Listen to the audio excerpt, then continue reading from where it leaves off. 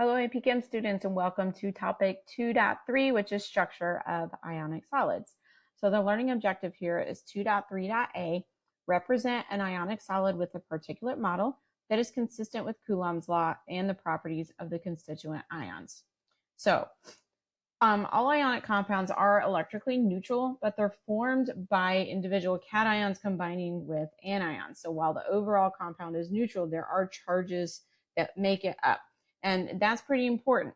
Okay, so what happens here in the formation of the ionic bond, remember, so the metal will give an electron to the nonmetal, and then that forms charges on both of those atoms. So the metal takes a positive charge, which we call the cation. The nonmetal takes the negative charge, which we call the anion. And then those positives and negative attract each other. And it's that attraction between the positive and negative that actually forms the ionic bond. So the ions, the composite ions, are what contribute the most to the characteristics of the ionic compounds. So again, while the whole thing overall is neutral, it has constituent ions, and it's those ions that make it up that we really consider when we're thinking about the properties. So the ionic compounds exist in solid form in highly ordered formations called lattice structures. So the ions cause the compounds to self-assemble according to the interactions between the charges.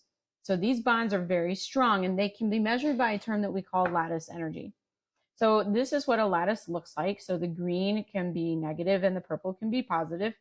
And you can see that we have this repeating pattern, right? And so then the repeating patterns are predictable, and we see them in all kinds of things that are ionic compounds, including minerals. So you can see these patterns in rocks as well.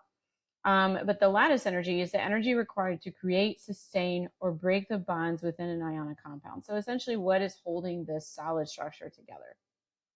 So if you know that the negative is here, then the one beside, above, below, behind, and in front will be a positive, okay? And then around that positive, we would have this encapsulation of negatives. And so they just attract each other and, again, self-assemble. So the structure of the crystal lattice is what leads to the properties of ionic solids. So a couple of things. First of all, ionic compounds are brittle because of force causes the misalignment of charges.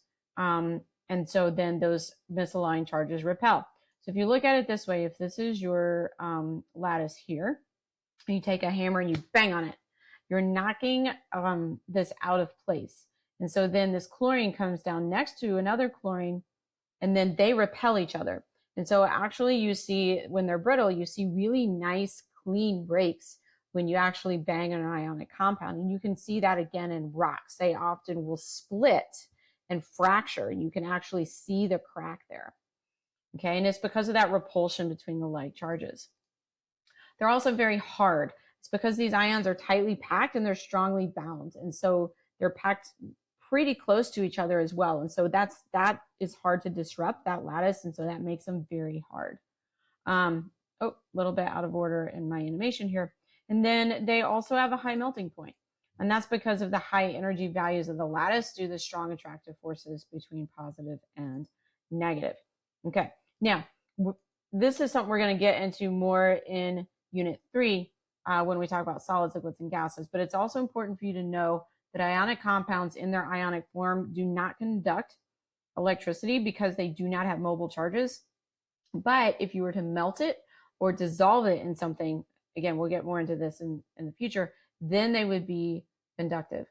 So brittle, hard, high melting point. Crystals, right? And you can see the highly ordered crystals, especially in this picture here, and then non-conductive in their solid form. Okay, so what should you be able to do with this? And it's actually pretty simple. You should be able to sketch a simple lattice structure for an ionic solid, or you should be able to interpret a sketch of a lattice structure for an ionic solid.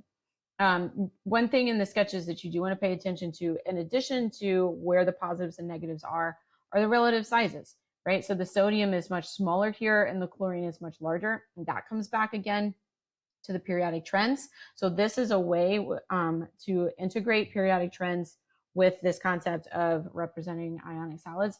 Remember, content in this class never goes away. It builds on itself. And so it's all this interwoven material. And there are many, many questions that can have you pull from several different points in the class to make sure that you have a really good overall understanding of the chemistry that's going on. So that's it for ionic solids. And then stay tuned and we'll do metallic solids next.